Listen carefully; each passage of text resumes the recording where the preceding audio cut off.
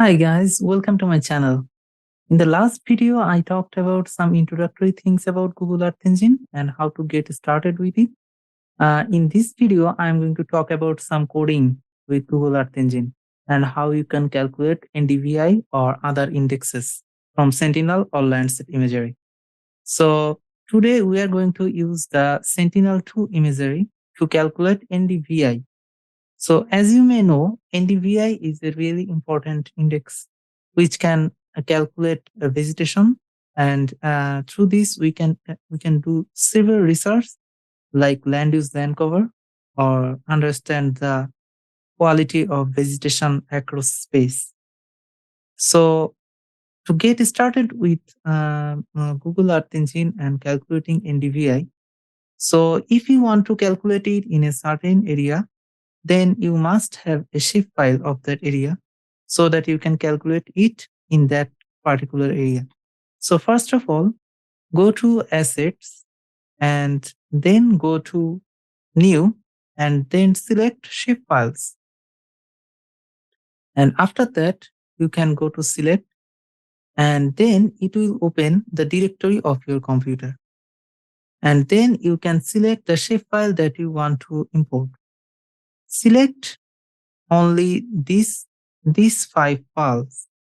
Don't select if there is a file name .sbx or other than these 5 files, because if you add that, then Google Earth Engine won't recognize it as a shapefile. So if you select open and then upload it, then then it will get started uploading. So as I already have this shapefile, I cannot upload it.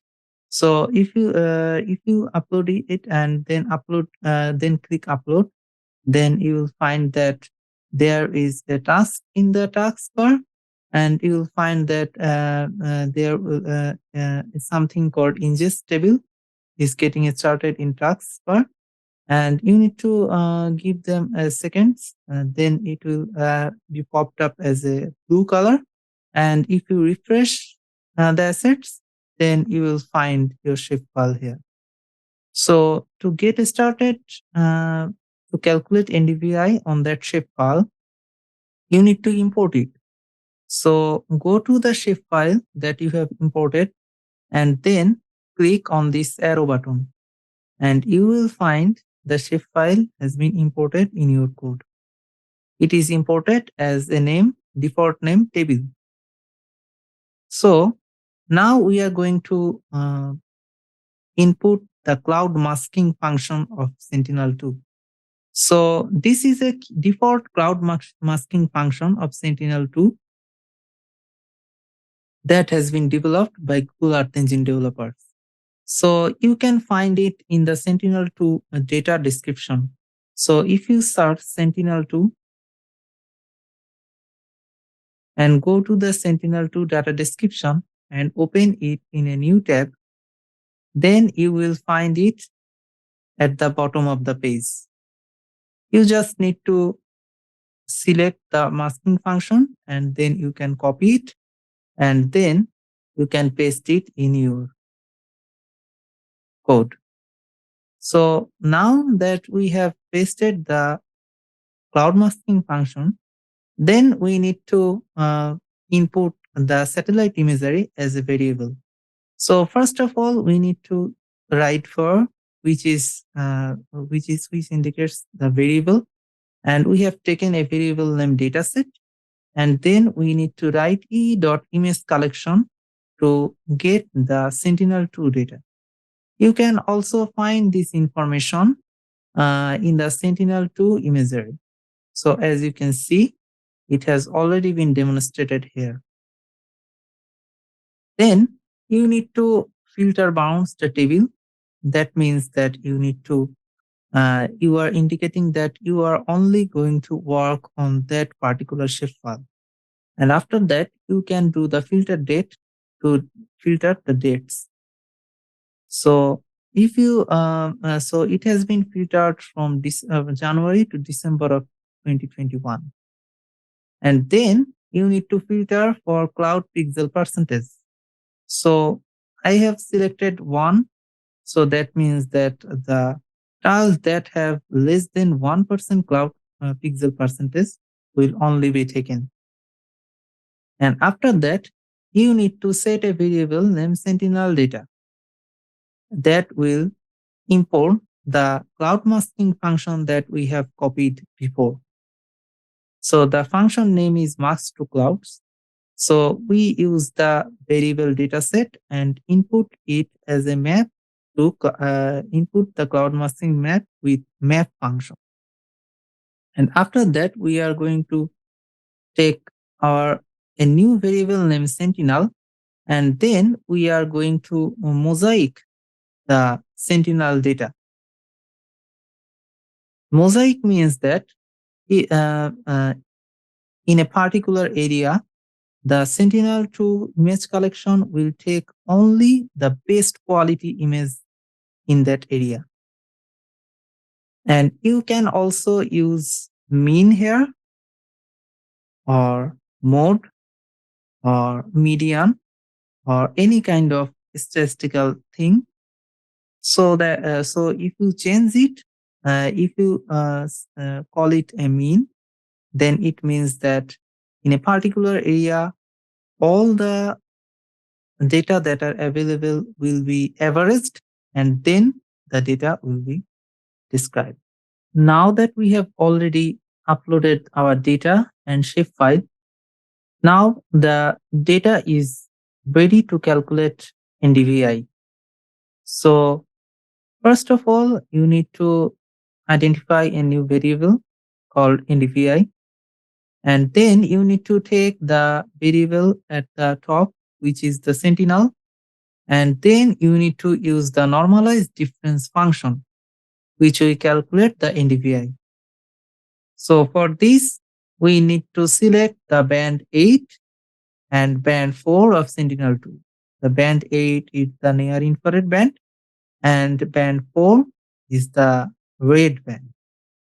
And also we need to clip the output with our shapes that we have already imported. So the clip function has been used on the shapefile table. And then you need to import some visual parameters that can visualize the output result. So you need to take a new visualization variable, and which I have taken NDVI parameters, and then you need to select the mean and minimum and maximum value of that variable, and you need to identify a palette where I have taken blue, white, and green.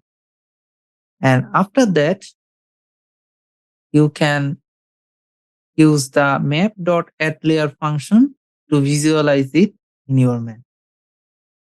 And also, we want to export the image, NDVI image, to our Google Drive.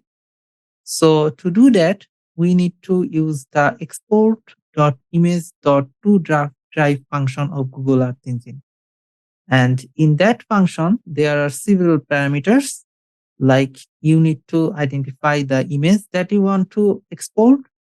Also, you need to have a description, like what you are going to name that image. And also, you can identify a folder in your Google Drive that are going to store the image. And you can also select the scale. In this case, we are going to use 15-meter scale because it is Sentinel-2 data. And the region is going to be your shapefile, and the format will be in GeoTIFF. And you can also a cloud optimized function here to export the data more accurately. And now that we have completed our code, if we run the code, you can find in the map that the NDVI has already been calculated throughout our shapefile. And also in the task, you will find out that there is an unsubmitted task, which is NDVI. This is the image that we are going to export in our image in our Google Drive.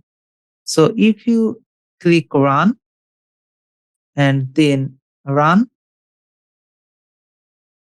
it will take time and export this image to your Google Drive. Now that we have already run the code, as you can see, we have got an error.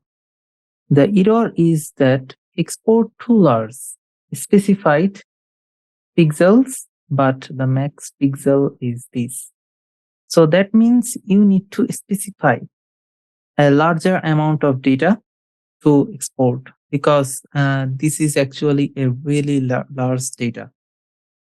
So for that, you need to specify the pixels that you want to export before the file format of export.image.toDrive function. So you need to define the max pixel of highest level. So you can say 40E9, which is a really high number. And then if we run it, it will work. So it will, then if we run it and then if we click on run, it will take some time because it is a really large data. But this time it will work. And so this video was about NDVI. So in the same way, by changing the band and changing the satellite imagery from Sentinel to Landsat, you can easily identify NDBI2, which is normalized difference build-up area index. And also normalized difference water index can be calculated through using this method. Now, if you have a more broader index, which is taking multiple bands from satellite imagery, then this is not good because it is using the normalized difference function and you can only use 2 bands in this function. So to do it in a more complicated way or to calculate a more robust index like normalized difference build up soil index, which is also known as the NDBSI, you need to use the expression function. So I am going to show you that function too. So for this one, first we are going to use the Landsat imagery.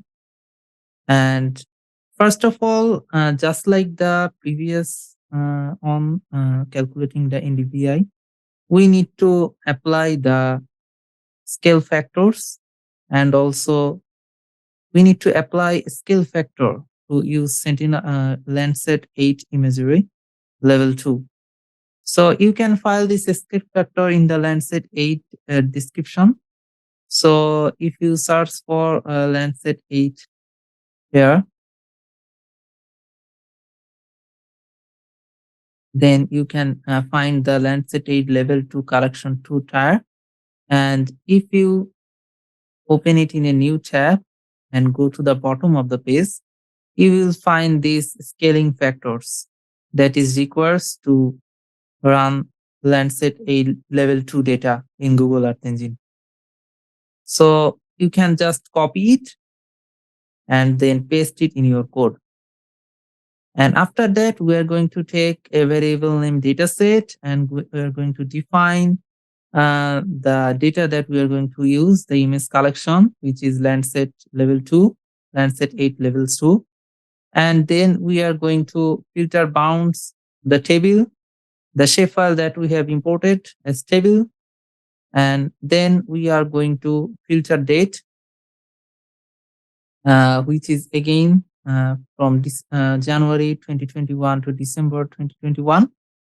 Then we need to define a new variable called Landsat, and we need to filter the cloud coverage from the Landsat data. So this data have the scale factor function, and then we are going to filter the metadata, and we are going to use cloud cover less than 10%. You can use any other percentage that you like, 1%, 2%, or 5%. And then we are going to mean it rather than using mosaic from the previous algorithm. We are going to use the mean this time, and we are going to clip it just like before. And after that, from here, we need to calculate the NDBSI. So if you don't know the NDBSI, this is the equation for NDBSI calculation. So there are actually 4 bands that we need to take to calculate NDBSI. So for that, we are taking a new variable NDBSI, and then we are going to use the variable Landsat and use the expression function. And in the expression function, in the first place, we need to write the equation, and after that, we need to define the each variables in the equation from the Landsat, and need to define that band we are going to use. So for red, we have used the band 4. This is the SWIR band, which is SRB6 from Landsat-8. And again, these are as the same bands that have described in the description of Landsat-8. So you can also find the description in the Landsat-8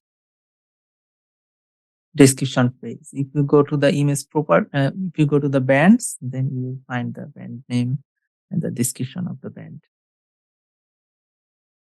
So yeah, and after writing this code, then you need to, just like the previous one, you need to have a variable of visual parameter, and then you can map.add layer it to show it in the map. So if I run it and go to the map, then as you can see that it has already been calculated and shown in the map. And now if we want to export this image in our Google Drive, just like before, we need to use the image.toDrive function. So we can just copy it from the previous code that we have used, and then we just need to paste it here. We need to change the image. This time it is NDBSI. And we can also change the description.